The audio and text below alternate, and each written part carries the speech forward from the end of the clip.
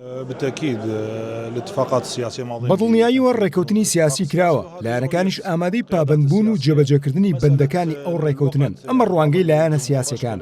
دەربارەی کاتەکەش هەندێک خەڵک نیگەرانی ئەوە بوون دەبوو دوی ئەم مانگە دەسەڵاتەکان دەساودەسی بکردایە ئێمە لە خەڵکی ناشارینەوە بارودۆخێکی ئاڵۆز هاتە پێشەوە بۆ هەڵبژاردننی سەرۆشی ئەنجومەنی نوێنەرانی عێراق و دواتر بۆ پۆستی سەر و کۆمار و پێکهێنانی حکوومەتی نوێ بۆ عێراقیش پێم وایە لە داهاتوێشی نزیکدا جێبەجێکردنی ڕێکەوتنە سیاسەکان دەبینین بەدڵنیاییەوە هەموو لایەنەکان برایانمان لە یەکێتی نیشتیمانی کوردستان پابەند و ئێمەش وەک حیزبی تەقەدوم و بابیلۆنیش کە سێ هاوبەشی پێکهێنانی ئیداری خۆجەیی کەرکووشین پابەندین بە ڕێکەوتنە سیاسیەکەوە و لە ماوەکانی داهاتووشدا پشت بەخوا جێبەجێی دەکەیت بەڵام بەگشتی جارێ ڕەوشەکە بۆ پێکهێنانی حکوومەتی ناوەندیە